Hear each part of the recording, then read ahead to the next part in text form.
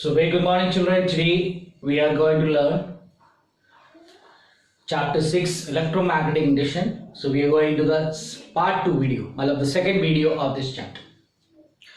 So in the last video we learned about the Faraday's laws of electromagnetic induction, and the first law stated that whenever there is a change in the magnetic flux related to a coil, then a current is induced in the coil. And then the second law states, it's a mathematical statement, E is equal to minus d phi by dt.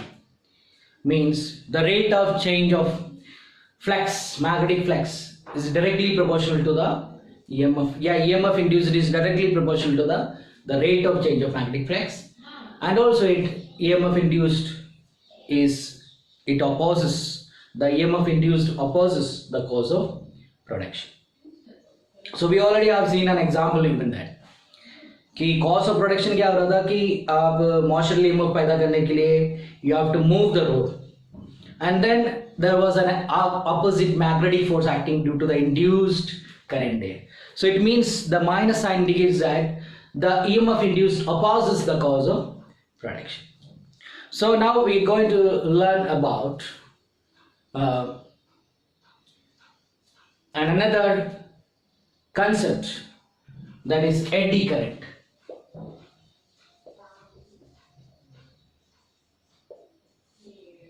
So क्या है ये eddy current? अभी तक हमने सीखा जो है वो ये है, Faraday's law of electromagnetic induction. Whenever there is a change in magnetic force related to a coil or related to a conductor, an EMF is induced. And here, what is eddy current? Whenever there is a change in magnetic flux related to a bulk material, तो वो coil नहीं है, मतलब उसका beginning and वगैरह कुछ नहीं है. कॉइल में क्या है या वायर में क्या है, उसका एक बिगिनिंग होती है, उसका एक एंड होता है.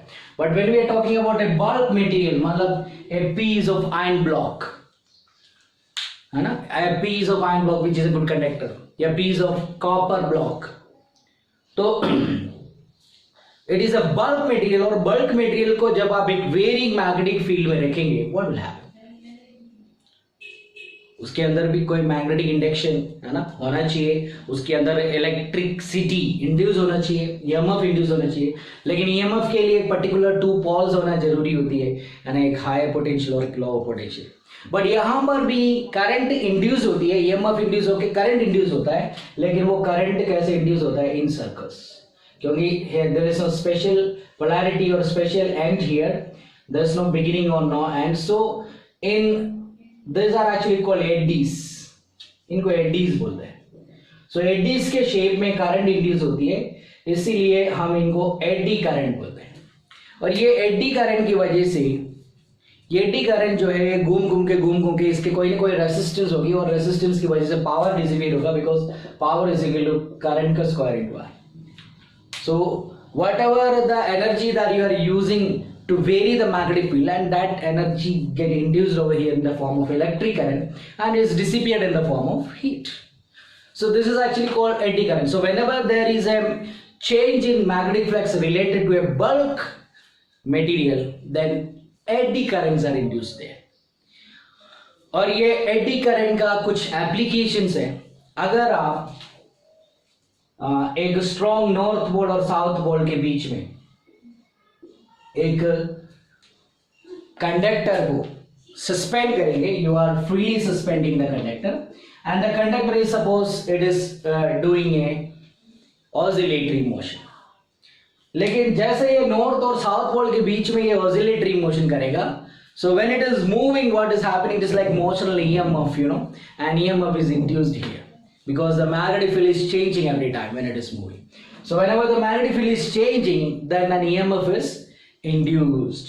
और ये EMF जैसे इंड्यूस होगी in the form of circles, है ना, एडी करंट्स को क्रिएट करेगा. जो EMF इंड्यूस करेगा वो एडी करंट्स को क्रिएट करेगा, because there is no special beginning और एंड हियर, है ना. ये कंडक्टर के फॉर्म में नहीं है, कोई के फॉर्म में नहीं कि करंट एक एंड से दूसरे एंड में फ्लो कर सके.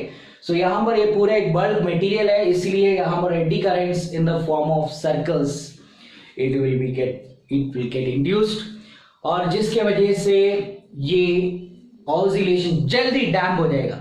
अदरवाइज ये काफी देर तक ऑसिलेट करना चाहिए, लेकिन एक मैग्नेटिक पोल्स के बीच में अगर इसको ऑसिलेट करेंगे तो जल्दी डैम्प हो जाएगी, इसका ऑसिलेशन फटाफट रुक जाएगी, है ना. सो ऐसा डैम्पिंग जो है इवन मूविंग कॉइल गैल्वेमीटर में भी होती है, क्योंकि मूविंग कॉइल गैल्वेमीटर में दो पोल्स है, नॉर्थ पोल और साउथ पोल, चैप्टर 4 में हमने पढ़ा था। तो ये जब हिलता है, जब एक करंट आता है तो डिफ्लेक्ट करता है, लेकिन वो काफी देर तक ऐसे हिलता रहना चाहिए, लेकिन काफी देर तक हिलता नहीं रहता। वो तुरंत अपनी, वो हिलने के बाद तुरंत अपना जो व्हाट इज दैट, एक पर्टिकुलर पॉइंट पे वो राके रुक जाती है, because there is an electromagnetic damping. So ये एडी करंट का वन ऑफ द एप्लीकेशन है इलेक्ट्रोमैग्नेटिक डैम्पिंग। और दूसरा एप्लीकेशन है इलेक्ट्रोमैग्नेटिक ब्रेकिंग। क्या है इलेक्ट्रोमैग्नेटिक ब्रेकिंग? सो कुछ इलेक्ट्रोमैग्नेट्स, ये जो मैग्नेटिक ब्रेकिंग वाले ट्रेन्स में होता है अधिकतर, है ना, क्योंकि ट्रेन्स को रोकना बड़ा मुश्किल हो जाता है, बहुत ही भारी है और उसका मोमेंटम इतना ज़्यादा है कि बहुत ज़्यादा चेंज इन मोमेंटम करने के लिए बहुत ज़्यादा फोर्स एक्सर्ट करनी पड़ेगी। तो उतना फोर्स उसकी प्लेट्स, जो ब्रेक का जो प्लेट्स है या ब्रेक का जो शोज है वो एक्सर्ट नहीं कर पाता। तो इसीलिए जब भी ट्रेन का ब्रेक लगता है तो वो काफ़ी दूर जाके रुकते हैं, एकदम से सडनली रुकते नहीं है। तो उसका ब्रेक को मोर इफेक्टिव बनाने के लिए इलेक्ट्रोमैग्नेटिक ब्रेकिंग का यूज करते हैं आजकल। इलेक्ट्रोमैग्नेटिक ब्रेकिंग क्या है कि उसका जो रेल्स जो है वो लोहे का बना है, मतलब कंडक्टर का है, पटरी जो है, and when they are moving on the rails, और रेल्स के ऊपर उस गाड़ी के डिब्बे में नीचे की साइड में इलेक्ट्रोमैग्नेट्स लगी है, और जैसे इलेक्ट्रोमैग्नेट को ऑन करेंगे, as it is moving, then the magnetic field related to this rail, this bulk material will change, so there are eddies created in this। और हम जानते हैं कि whatever it is created it will oppose the cause of production, और cause of production ये move कर रहा है, इसकी वजह से मैग्नेटिक फील्ड चेंज हो रहा है। अगर मूव नहीं करेगा तो मैग्नेटिक फील्ड चेंज नहीं करेगा। सो इसीलिए उसका मूविंग को क्या करेगा, ये जो एडीज है it will retard the motion of the train. So it means there is a fast braking and without contactless braking. अगर किसी को मतलब ब्रेक करना है तो नॉर्मली क्या फ्रिक्शन की यूज करते हैं और कॉन्टैक्ट होना जरूरी है, लेकिन ये इलेक्ट्रोमैग्नेटिक ब्रेकिंग जो है वो एक कॉन्टैक्टलेस ब्रेकिंग है ना। मैग्नेटिक फील्ड किसको रोकेगा, पूरा ट्रेन को रिटार्ड करेगा, उसका मोशन को, है ना। और ये आजकल नॉर्मल 4 व्हीलर्स और 2 व्हीलर्स में भी यूज करने लग गया है, खास करके जो इलेक्ट्रिसिटी से चलने वाले 2 व्हीलर और 4 व्हीलर है उसमें डबल ब्रेकिंग है। मतलब उसमें नॉर्मल आपका जो ब्रेक्स वगैरह है वो तो है, और प्लेट्स है जो फ्रिक्शन की वजह से उसको रोकने की कोशिश करेगा, लेकिन प्लस उसके अंदर जो उसको चलाने वाला जो मोटर है, at the time of braking it will behave like a generator, electricity generator. इसीलिए जब भी आप एक इलेक्ट्रिक व्हीकल का ब्रेक पकड़ते हैं तो आप देखते हैं तो उसके जो बैटरी पैक है वो थोड़ा ज्यादा हो गया। पहले मान लो वो 3 डॉट्स दिखा रहा था, अभी 4 डॉट दिखाएगा, क्योंकि वो बैटरी पैक रिचार्ज हो रहा है। So it is creating electricity. So whenever you are applying brake, the same which is you know behaving like a motor, electricity battery में से इलेक्ट्रिसिटी लेता है और मोटर की तरह बिहेव कर रहा है, फैन की तरह बिहेव कर रहा है, उसको घुमाने की कोशिश में करने वाला जो मोटर है वो सेम मोटर, है ना, whenever you are braking it will generate electricity, और जनरेट इलेक्ट्रिसिटी का मतलब है it will retard the motion, है ना। कॉज इलेक्ट्रिसिटी क्यों प्रोड्यूस हो रहा है, क्योंकि आपकी गाड़ी घूम रहा है और आपने जब ब्रेक लगाया तब भी वो थोड़ा बहुत घूम रहा है, और when it is moving and then you know there is a change in the magnetic flux related to the coil in that motor there, and electricity is induced, and that electricity goes and recharges your battery थोड़ा बहुत recharge हो जाती है। और उससे क्या होता है कि एक तो बैटरी में चार्ज हो जाती है, और दूसरा आपका ब्रेकिंग जो है थोड़ा फास्ट ब्रेकिंग हो जाती है, क्योंकि जो भी करंट वहां पे जनरेट हो रहा है that will oppose the cause of production, means oppose the motion of your vehicle। इसीलिए जिसमें भी इलेक्ट्रोमैग्नेटिक ब्रेकिंग होती है वो गाड़ी स्लिप होने का चांस बहुत कम है, क्योंकि वो फ्रिक्शन का यूज ही नहीं ले रहा, है ना। वो मैग्नेटिक फोर्स है उसका व्हील का रोटेशन को रोक रहा है ना। ये नॉर्मली उस जहां पर मोटर लगा हुआ है उसी व्हील में एप्लीकेबल है, दूसरे व्हील में एप्लीकेबल नहीं है। नॉर्मली मोटर पीछे वाली व्हील में लगता है तो इसका मतलब फ्रंट व्हील में तो नॉर्मल ओनली सिर्फ फ्रिक्शन की ब्रेकिंग होती है, लेकिन बैक व्हील में फ्रिक्शन का भी ब्रेकिंग होता है और इलेक्ट्रोमैग्नेटिक ब्रेकिंग भी होती है. So this is one of the helpful thing in vehicles. और आजकल फोर व्हीलर में जो पेट्रोल से चलने वाला है तो भी उसमें इलेक्ट्रोमैग्नेटिक ब्रेकिंग करके सिस्टम लगा रखा है, ताकि जो पेट्रोल है वो बच जाए और अच्छा एवरेज दे सके और ब्रेकिंग भी थोड़ा स्मूथली और प्रॉपर तरीके से ब्रेकिंग हो, है ना. और ये नॉर्मली वैसे इलेक्ट्रिक ट्रेन्स में होती है. एंड देन आजकल जो मीटर है जो आपके घर पे जो कंज्यूमर मीटर जो है इलेक्ट्रिसिटी का, वो डिजिटल कर दिया गया. लेकिन पहले जो मीटर था वो डिजिटल नहीं था. वो मीटर था एक डिस्क जैसा, ब्लैक मीटर आता था और उसमें एक सिल्वरी कलर का एक डिस्क घूमता था. और वो डिस्क का घूमने का कारण भी ये है कि उसके ऊपर से एक वायर लगा रखा है जो कि करंट आपके घर की तरफ सप्लाई दे रहा है. और वो करंट जैसे जा रहा है तो मैग्नेटिक फ्लक्स क्या हो रहा है, चेंज हो रहा है, जिसकी वजह से उस डिस्क के ऊपर कुछ एडी करंट्स क्रिएट होगी. और वो eddy current it will oppose the cause of production. तो मैग्नेटिक फ्लक्स चेंज होने को कॉज ऑफ प्रोडक्शन है, लेकिन यहाँ पे मैग्नेटिक फ्लक्स को कुछ नहीं कर सकता हो, इसीलिए वो खुद घूम के उस चेंज को कम करने का कोशिश करेगा. So that rotates.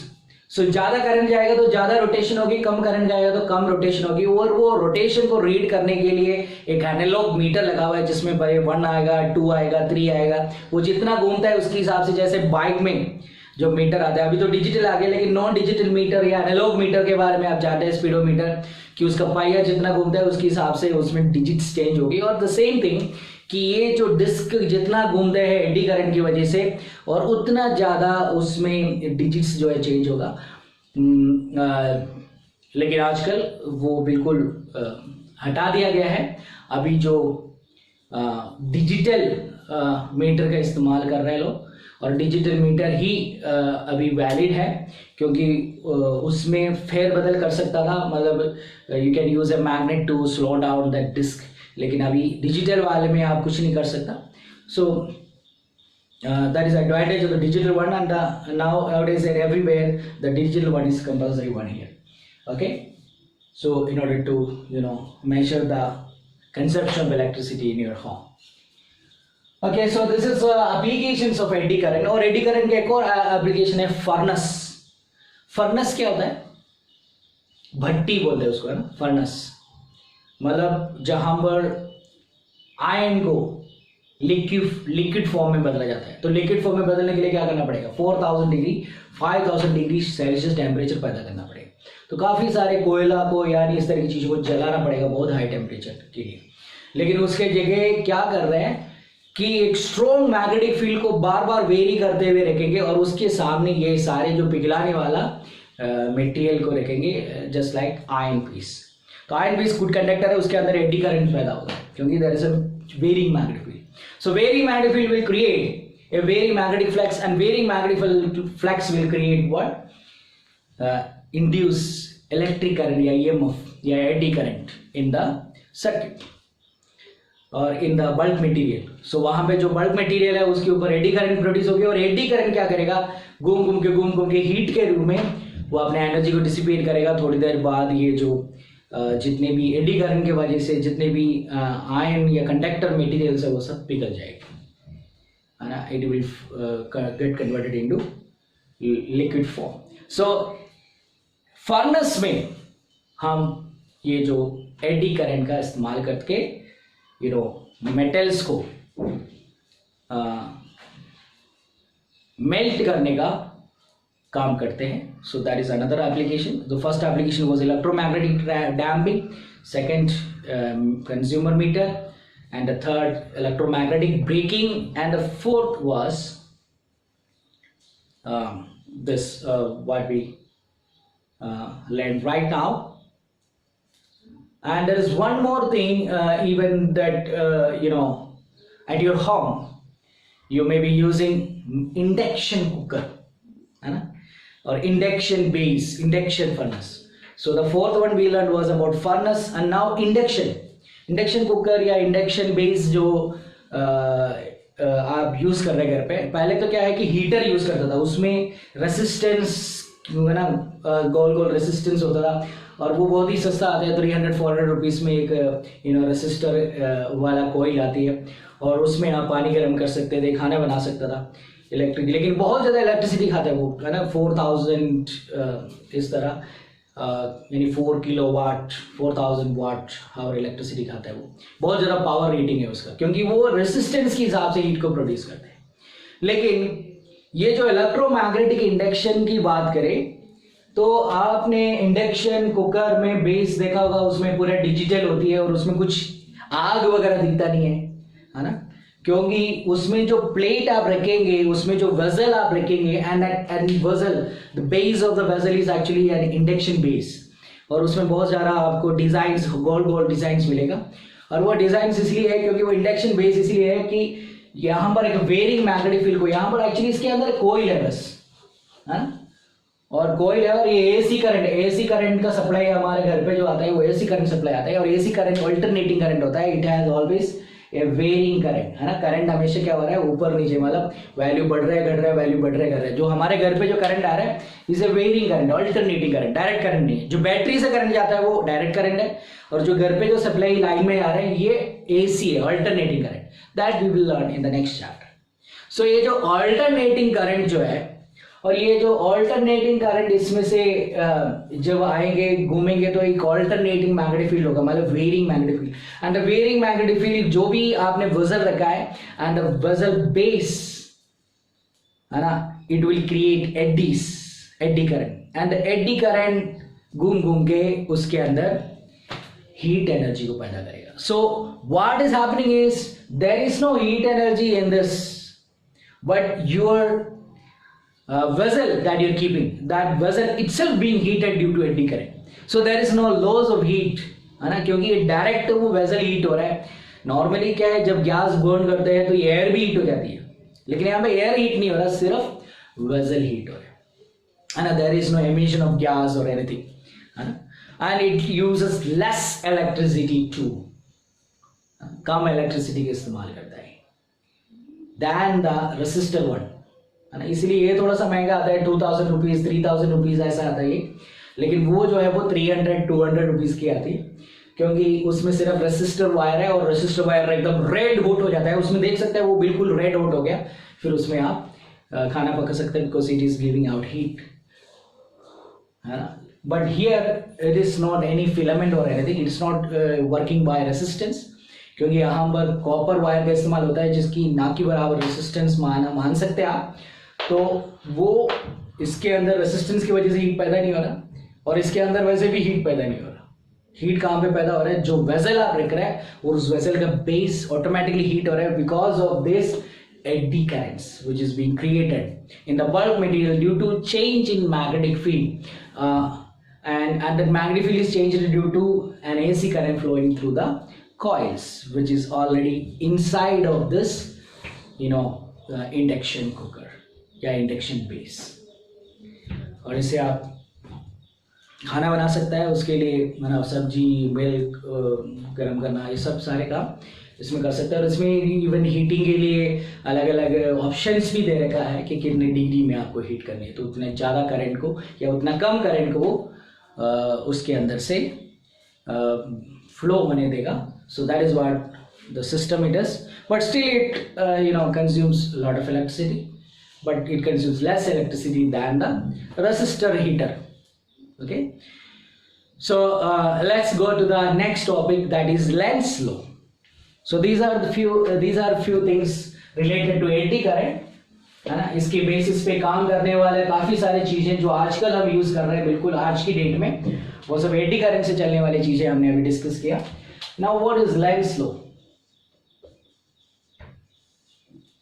So Lenz law कहता है कि आपके पास एक कोयल है ना, अगर आप एक बार मैग्नेट को इसके पास में लाएंगे तो ये कोयल के अंदर एक मैग्नेटिक इलेक्ट्रिक करंट इंड्यूस होगी डेफिनेटली, बिकॉज क्योंकि ये पास में ला रहे हैं तो मैग्नेटिक फ्लक्स चेंज हो रहा है, मैग्नेटिक फ्लक्स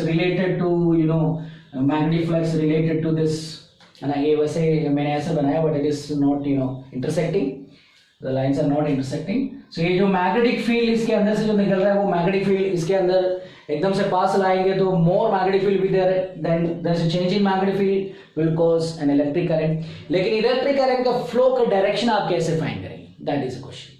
और ये लेंस लॉ फ्लो का डायरेक्शन को बताता है। अगर आप यहाँ पे नॉर्थ पोल लाएंगे तो ऑटोमेटिकली क्या करेगा, it will oppose the cause of production. तो oppose the cause of production ये है कि नॉर्थ पोल आ रहा है वो है कॉस, तो नॉर्थ पोल को रिपेल कर रहा है, तो नॉर्थ पोल को रिपेल करने के लिए यहां पर एक नॉर्थ पोल क्रिएट होगी। So when the north pole is brought near and the north pole is induced, so ये अगर नॉर्थ पोल इंड्यूस होगी तो ऑटोमेटिकली आपको पता है कि यहां पे जो करंट फ्लो होगी ये नॉर्थ पोल एन अपन जैसे लिखता है उस डायरेक्शन में करंट फ्लो होगी। तो ये एन जैसे लिखता है उसका डायरेक्शन क्या है, एंटी क्लॉकवाइज डायरेक्शन। और इसी तरह अगर आप यही नॉर्थ पोल को अगर आप दूर ले जाएंगे, इसके पास में नॉर्थ पोल था और एकदम से आप दूर ले गया तो ऑटोमेटिकली दूर ले जाने से क्या हो रहा है, यहाँ पे करंट का इंडक्शन हो रहा है। So when you are moving something away the current is induced due to the motion of that particular magnet and automatically then it will oppose the motion, means it will attract. So for attraction there will be south pole, so it means that the current at this particular end of the coil will be moving in this direction. So south pole में तो यहाँ पे south pole induce होगी तो south pole का जैसा एक direction में यहाँ पे करंट फ्लो होगी और साउथ पोल का जैसा डायरेक्शन क्या होता है, क्लॉकवाइज डायरेक्शन। यू सी नीचे की तरफ ऊपर की तरफ, सो नीचे की तरफ ऊपर की तरफ, तो ये ऐसा डायरेक्शन हो गया और ये ऐसा डायरेक्शन हो गया। So this is anti clockwise and this is clockwise. So आप उल्टा ये भी कह सकता है, if the current at the end of a coil moves in anti-clockwise direction, then automatically that end is the north pole of the electromagnet. And if it moves at an end at clockwise direction, then definitely that end will be behave like the south pole of the magnet. क्योंकि हम जानते हैं कि एक solenoid हो गया, इसके अंदर से जब करंट पास होगा तो ये खुद भी एक मैग्नेटिक फील्ड प्रोड्यूस करेगा, ये खुद भी एक मैग्नेट की तरह बिहेव करेगा। तो जब ये खुद एक मैग्नेट की तरह बिहेव करेगा तो इसका नॉर्थ पोल कहाँ है, साउथ पोल कहाँ है, बहुत सिंपल है कि जहां पे करंट एंटी क्लॉकवाइज डायरेक्शन में है that will be the north pole, जहां पे करंट क्लॉकवाइज डायरेक्शन में मूव कर रहा है and that definitely will be the south. ठीक है, so this is called actually Lenz law. और ये लेंस लॉ जो है it's a part of electromagnetic induction law by Faraday. The second law का जो पार्ट है वहां पे एक नेगेटिव साइन है, actually that negative sign is elaborated या explained by the Lenz law, है ना। It opposes the cause of production. So यहां पर आप देख सकते हैं, if a magnet is moved away then it will attract because it opposes the cause of production. And if the magnet is moved towards the coil, then the coil will repel the magnet because it opposes the cause of production. So whatever the pole is moved towards, according to that, a pole will be created so that it will oppose the cause of production. So Lenz law कहता है कि the pole which is induced, the current which is induced in move in such a direction that the pole will behave like it will oppose the cause of production. If it is brought near, it will repel. If it is moved away, then it will attract. So that it opposes the cause of production. It opposes the motion of the magnet, so that there is no current induced in the circuit. लेकिन आप जबरदस्ती उसका motion करा सकते हैं, लेकिन जब तक आप मोशन कराएंगे तब तक यहाँ पे करंट इंड्यूस होगी। जब आप मोशन कराना बंद करेंगे करंट इंडक्शन भी बंद होगा, क्योंकि whenever there is a change in magnetic flux, there is a current. खाली मैग्नेटिक फ्लक्स से करंट पैदा नहीं होता, चेंज इन मैग्नेटिक फ्लक्स से करंट पैदा होता है। इसीलिए फॉर्मूला आ गया E = माइनस d∅dt। और इवन ये जो फॉर्मूला है E = माइनस d∅ dt, इसको नंबर ऑफ कॉइल्स के हिसाब से जब लिखेंगे तो E = minus d∅ dt n∅ लिखना पड़ेगा, क्योंकि एक लूप से जो फ्लक्स निकल रहे हैं n लूप से n∅ फ्लक्स होगी, और आप इसको मॉडिफाई करके लिख सकते हैं -n × d∅ dt, है ना। सो फैराडेस लॉ को थोड़ा और मॉडिफाई करके इस तरह लिखा जा सकता है। So that's all about this part 2 video, और you can do few examples given in your text book. and those examples are actually very important, and even throughout chapter 1 to 6 all the examples are important, है ना. सो copy में करने के लिए जो must बात है, जो भी मैं बोर्ड पे लिखा, जो भी मैंने आपको पढ़ाया हो, that you have to write in copy, and if possible you can do examples in your copy, है ना. और एक्सरसाइज आप खुद प्रैक्टिस करना. It is not required for you to do all the exercise in your copies, but it is required to do all the derivations, and all those concepts I am teaching on the board, you are required to do in your fair copy. Okay, so we will meet in the online session, or in the next week also I will be uploading videos for you.